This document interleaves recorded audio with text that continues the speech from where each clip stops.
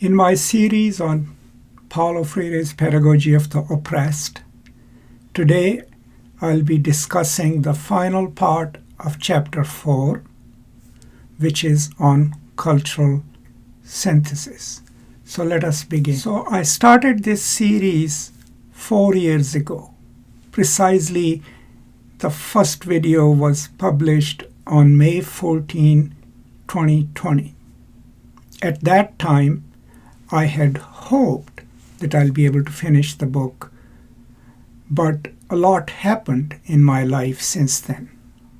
I left my job, moved to a new place, am in a different space in my life, but throughout, my attempt has been to finish the book and to offer to you and to me myself through my acts of reading and contemplating about the book, probably, in my opinion, one of the most comprehensive readings and discussions of the book. Today's episode is therefore special because this is the concluding part of Chapter 4 and hence the last reading of the last words of the book. So let's read, and then, as has been my routine, come back and talk about our reading. Cultural synthesis. Cultural action is always a systematic and deliberate form of action which operates upon the social structure, either with the objective of preserving that structure or of transforming it. As a form of deliberate and systematic action, all cultural action has its theory, which determines its ends and thereby defines its methods. Cultural action either serves domination, consciously or unconsciously, or it serves the liberation of men and women. As these dialectically opposed types of cultural action operate in and upon the social structure, they create dialectical relations of permanence and change. The social structure, in order to be, must become. In other words, becoming is the way the social structure expresses duration in the Bergsonian sense of the term. Dialogical cultural action does not have as its aim the disappearance of the permanence-change dialectic, an impossible aim since disappearance of the dialectic would require the disappearance of the social structure itself and thus of men. It aims rather at surmounting the antagonistic contradictions of the social structure, thereby achieving the liberation of human beings. Anti-dialogical cultural action, on the other hand, aims at mythicizing such contradictions, thereby hoping to avoid or hinder insofar as possible the radical transformation of reality. Anti-dialogical action explicitly or implicitly aims to preserve within the social structure situations which favor its own agents. While the latter would never accept a transformation of the structure sufficiently radical to overcome its antagonistic contradictions, they may accept reforms which do not affect their power of decision over the oppressed. Hence, this modality of action involves the conquest of the people, their division, their manipulation, and cultural invasion. It is necessarily and fundamentally an induced action. Dialogical action, however, is characterized by the supersedence of any induced aspect. The incapacity of anti-dialogical cultural action to supersede its induced character results from its objective, domination. The capacity of dialogical cultural action to do this lies in its objective, liberation. In cultural invasion, the actors draw the thematic content of their action from their own values and ideology, Their starting point is their own world from which they enter the world of those they invade. In cultural synthesis, the actors who come from another world to the world of the people do so not as invaders. They do not come to teach or to transmit or to give anything, but rather to learn with the people about the people's world. In cultural invasion, the actors who need not even go personally to the invaded culture, increasingly their action is carried out by technological instruments, superimpose themselves on the people who are assigned the role of spectators, of objects. In cultural synthesis, the actors become integrated with the people who are co-authors of the action that both perform upon the world. In cultural invasion, both the spectators and the reality to be preserved are objects of the actor's action. In cultural synthesis, there are no spectators. The object of the actor's action is the reality to be transformed for the liberation of men. So from the very start, it is clear that cultural synthesis for Freire is not an event. Okay, it's a deliberate, systematic approach offered in opposition to the anti-dialogical way of doing things, which is cultural invasion, which we previously discussed. So in this entire section, he's juxtaposing the importance of cultural synthesis against the existing system of cultural invasion, which the oppressors have traditionally used, which is anti-dialogical, which presupposes that there is a dominant group, they have created a system, that system has a logic, and it's aimed at domination. People in that system are spectators, and they have often internalized the logic of the system, so they are objects and not agents within their own thematic universe in which they live. Cultural synthesis, on the other hand, is a dialectical process. So what that means is, what is a synthesis? A synthesis takes parts, acceptable parts of two competing theses and shapes something new. Domination of cultural invasion is anti-dialogical, right, and anti-dialectical because it is not synthesizing, it imposes or induces, he uses that term, from outside the system within which people ought to exist just as objects. So what he's trying to forestall here is how to develop a deliberate, systematic, dialogical method of change through cultural synthesis. We've gotten to this point after we have discussed cooperation, after we have discussed liberation for the people and organization as three dialogical modes of change and revolution. In organization, obviously we learned that the revolutionary movement needs to be organized, and it will have leaders and it will have people. Here, what he's trying to teach us is how would the leaders and people synthesize their aspirations and their hopes. How will that be determined? Neither from the top nor by the people, but through a dialogical process of synthesis. So that's what I get from these passages. But there is something else that he revises for us, which he had discussed in chapter 3, right? And he gives us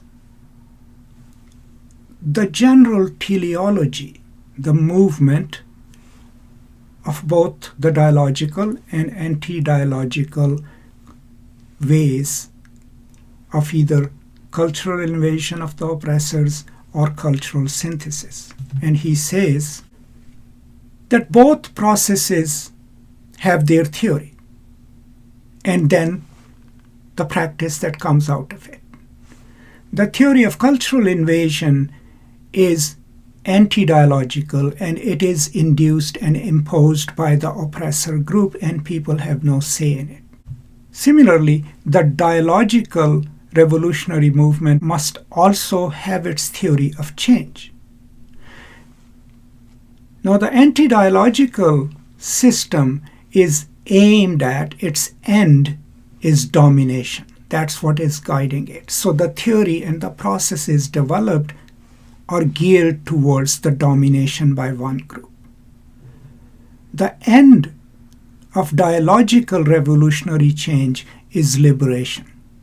If that is the aim, then the modalities and the processes have to be dialogical, in which both the leaders and people are co-travelers and participants. Only then would it lead to liberation.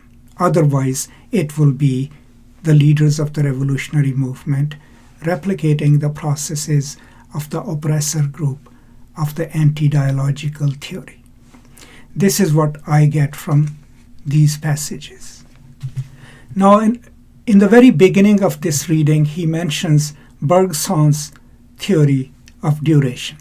Now, I'm not an expert on Bergson, and he's of course referring to the French philosopher Henri Bergson and his philosophical discussion of time itself.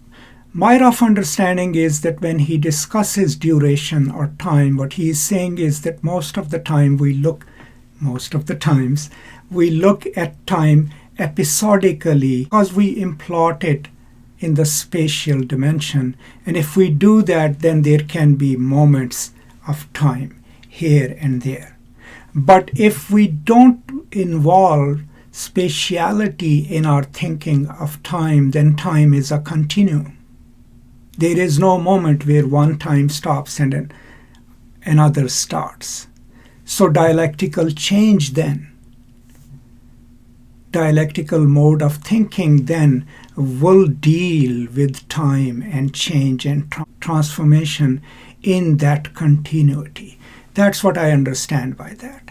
So let us read a little more, and I'll come back and briefly talk about it. Cultural synthesis is thus a mode of action for confronting culture itself as the preserver of the very structure by which it was formed. Cultural action, as historical action, is an instrument for superseding the dominant, alienated, and alienating culture. In this sense, every authentic revolution is a cultural revolution.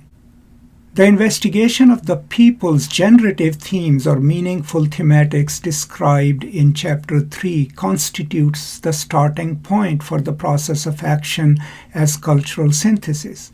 Indeed, it is not really possible to divide this process into two separate steps. First, thematic investigation, and then action as cultural synthesis. Such a dichotomy would imply an initial phase in which the people, as passive objects, would be studied, analyzed, and investigated by the investigators, a procedure congruent with anti-dialogical action. Such division would lead to the naive conclusion that action as synthesis follows from action as invasion. In dialogical theory, this division cannot occur. The subjects of thematic investigation are not only the professional investigators, but also the men and women of the people whose thematic universe is being sought. Investigation, the first moment of action as cultural synthesis, establishes a climate of creativity which will tend to develop in the subsequent stages of action. Such a climate does not exist in cultural invasion, which through alienation kills the creative enthusiasm of those who are invaded, leaving them hopeless and fearful of risking experimentation without which there is no true creativity. Those who are invaded, whatever their level, rarely go beyond the models which the invaders prescribe for them. In cultural synthesis, there are no invaders, hence there are no imposed models. In their stead, there are actors who critically analyze reality, never separating this analysis from action and intervene as subjects in the historical process. Instead of following predetermined plans, leaders and people mutually identified together create the guidelines of their action. In this synthesis, leaders and people are somehow reborn in new knowledge and new action. Knowledge of the alienated culture leads to transforming action, resulting in a culture which is being freed from alienation. The more sophisticated knowledge of the leaders is remade in the empirical knowledge of the people, while the latter is refined by the former. In cultural synthesis, and only in cultural synthesis, it is possible to resolve the contradiction between the worldview of the leaders and that of the people, to the enrichment of both. Cultural synthesis does not deny the differences between the two views. Indeed, it is based on these differences. It does deny the invasion of one by the other, but affirms the undeniable support each gives to the other. So there are quite a few things that we learn in these passages, and some of these were discussed previously as Freire himself refers to chapter 3. The most important insight that I get from it is that cultural synthesis isn't done in isolation. It's actually a practice of confronting the very culture in which people exist. So any kind of cultural synthesis will then end up transforming that culture. And that is crucial to understand.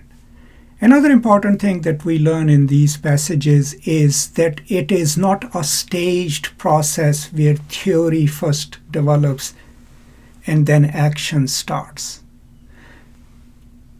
Leaders of the revolutionary movement do not go into a community and assume them to be passive, study them, train them, and then devise a mode of action. Actually, the process is dialectical. While we are discovering, along with the people, the generative themes, the thematic universe in which they exist, developing curriculum with the people, we are also developing a revolutionary praxis. Because in the process of learning from the people how they view the world in which they live, and then developing a curriculum that helps them look at that world objectively and analyze it, we are not waiting for that to happen first and then the revolutionary praxis starts. It in itself is a revolutionary praxis because it's geared towards that change. The cautionary note here, which we've seen throughout the book, is that the leaders cannot assume, coming from outside even, that they have the knowledge to impart and that people must receive that knowledge, because that would be replicating the cultural invasion model, which assumed the people to be passive.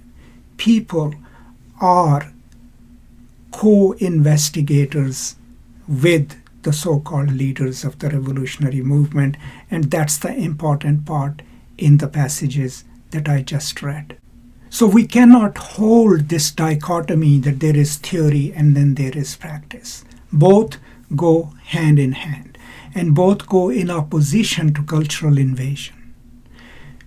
The purpose, liberation, is to undo the very system, the alienating system that creates a passive subjectivity. But it cannot just be done by bringing curriculum and ideas from elsewhere or from a leadership position and then imposing it on the people. It must be co-developed as co-investigators. Now, in the next passages that I read, he is going to give us how to balance between the aspirations and hopes of the people and the vision of the leaders. Now, we had learned that in the previous conversations about leadership, about organization, where he gives us the balance that must be there between people's will to freedom with responsibility, and the leader's will to guide without becoming authoritarian. That's the middle path that he had suggested us under organization, and that's what he is suggesting in cultural synthesis as well. Now remember, synthesis will always involve synthesizing two opposites by taking, that Hegelian sense, by taking what is common to them and not imposing one on the other, right? So let's read the last passages of the book, and then I'll come back and briefly sum it up. Revolutionary leaders must avoid organizing themselves apart from the people. Whatever contradiction to the people may occur fortuitously due to certain historical conditions must be solved, not augmented by the cultural invasion of an imposed relationship. Cultural synthesis is the only way. Revolutionary leaders commit many errors and miscalculations by not taking into account something so real as the people's view of the world, a view which explicitly and implicitly contains their concerns, their doubts, their hopes, their way of seeing the leaders, their perceptions of themselves and of the oppressors, their religious beliefs, almost always syncretic, their fatalism, their rebellious reactions. None of these elements can be seen separately, for in interaction all of them compose a totality. The oppressor is interested in knowing this totality only as an aid to his action of invasion in order to dominate or preserve domination. For the revolutionary leaders, the knowledge of this totality is indispensable to their action as cultural synthesis. Cultural synthesis, precisely because it is a synthesis, does not mean that the objectives of revolutionary action should be limited by the aspirations expressed in the worldview of the people. If this were to happen in the guise of respect for that view, the revolutionary leaders would be passively bound to that vision. Neither invasion by the leaders of the people's worldview nor mere adaptation by the leaders to the often naive aspirations of the people is acceptable. To be concrete, if at a given historical moment the basic aspiration of the people goes no further than a demand for salary increases, the leaders can commit one of two errors. They can limit their action to stimulating this one demand, or they can overrule this popular aspiration and substitute something more far-reaching, but something which has not yet come to the forefront of the people's attention. In first case, the revolutionary leaders follow a line of adaptation to the people's demand. In the second case, by disrespecting the aspirations of the people, they fall into cultural invasion. The solution lies in synthesis. The leaders must, on the one hand, identify with the people's demand for higher salaries, while on the other, they must pose the meaning of that very demand as a problem. By doing this, the leaders pose as a problem a real concrete historical situation of which the salary demand is one dimension. It will thereby become clear that salary demands alone cannot comprise a definitive solution. The essence of this solution can be found in the previously cited statement by bishops of the Third World that if the workers do not somehow come to be owners of their own labor, all structural reform will be ineffective. They must be owners, not sellers of their labor. For any purchase or sale of labor is a type of slavery. To achieve critical consciousness of the facts that it is necessary to be the owner of one's own labor, that labor constitutes part of the human person, and that a human being can neither be sold nor can he sell himself, is to go a step beyond the deception of palliative solutions. It is to engage in authentic transformation of reality in order, by humanizing that reality, to humanize women and men. In the anti-dialogical theory of action, Cultural invasion serves the ends of manipulation, which in turn serves the ends of conquest, and conquest the ends of domination. Cultural synthesis serves the ends of organization. Organization serves the ends of liberation. This work deals with a very obvious truth. Just as the oppressor, in order to oppress, needs a theory of oppressive action, so the oppressed, in order to become free, also need a theory of action. The oppressor elaborates his theory of action without the people, for he stands against them. Nor can the people, as long as they are crushed and oppressed, internalizing the image of the oppressor, construct by themselves the theory of their liberating action. Only in the encounter of the people with the revolutionary leaders in their communion, in their praxis, can this theory be built. So what we learn in these last passages, and I'll go to the concluding sentences, is the necessity for change. That cultural synthesis is aimed at changing the very culture in which people live, but it is connected to the other dialogical practices. It is connected to cooperation, it is connected to organization, and it is aimed at liberating the people. In opposition to the anti-dialogical practices which manipulate, which involve cultural invasion, and which dominate. The aim is liberation of the people. Now, how does he strike a balance between the aspirations of the leaders or vision of the leaders and aspirations of the people? What he's saying is that the leaders shouldn't just say this is what people want. And he's referring Lenin, his famous essay, I think, What Should We Do? What should a revolution do, right? Because if we just say this is what the people want, it is populist, but we might not have reached a point in our training, both leaders and people, where people don't even realize what kind of a thematic universe they live in. And most of the times their demands will be limited. He gives us the example of people's demand for higher salaries, which must be and still is to so many of us an extremely important demand.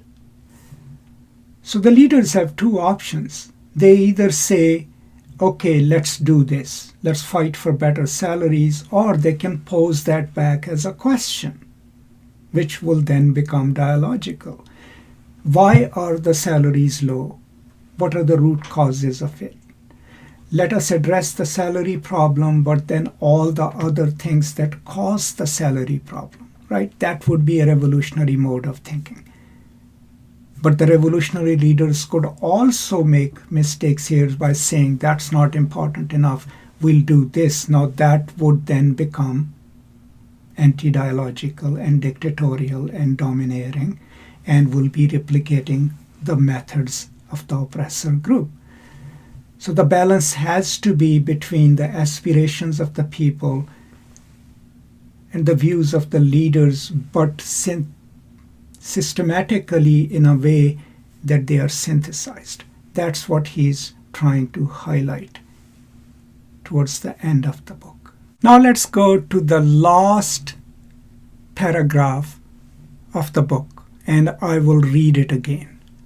The oppressor elaborates his theory of action without the people, for he stands against them.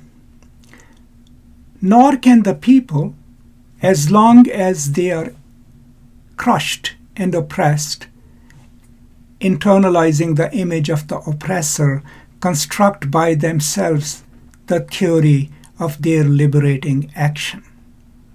Only in the encounter of the people with the revolutionary leaders in their communion, in their praxis, can this theory be built. So we have read the whole book. We started 4 years ago, with the book's project being that everyone should be able to fully realize their humanity. We have gone through chapter 2, we've gone through chapter 3, where he discusses the curriculum, and chapter 4, where he discusses the revolutionary praxis. And then, in the last words of the book, what he's trying to highlight is that revolutionary praxis will be developed, the theory of dialogical action will be developed by the people in concert, in communion with the leaders. It can neither be just the people dictating what they want and what the leaders dictating what their vision is. It has to be dialogic. It has to be their communion. They have to come together, learn from each other. People transform in that process, but the leaders also change and transform in their communion with the people. And together then they will form the constituency for change with the ultimate end of liberation. So here endeth our 4 years journey into the intricacies of pedagogy of the oppressed. As I said in the beginning, I started it in May of 2020. At that time, I was a tenured associate professor of literature. I thought I was all that in a bag of chips, right? But when things change in your life, you find yourself at a different place. The only constant in this experience has been, of course, my family life and the love that I have in it. And this journey through what I consider the most powerful book ever written about pedagogy, about socio-political change, a book that gives us a practical and deeply philosophical path to liberating ourselves, to be generative in terms of our care of the others and in transforming the world. I hope this journey has been as useful to you as it has been for me. I'm greatly, greatly thankful that you all took the time to travel with me into the intricacies and beauty of this book. This is not my last conversation on the book. I will record a summary of chapter 4 and then eventually a summary of the whole book. But today is a happy moment in a way, because today I have fulfilled my promise to myself and to you all of reading every single word of Pedagogy of the Oppressed and talking about it as best as I can over 4 years. Thank you so much for this journey with me. Thank you so much for your support. Let me know what you think about these concluding moments of our project of reading Pedagogy of the Oppressed. Please pass it on to others so that more people can benefit from it. And if you have any questions, please post them in the comments and I will try to answer them. Thank you so much. Stay safe, take care, be free, and I will now see you next time. Until then, peace and love.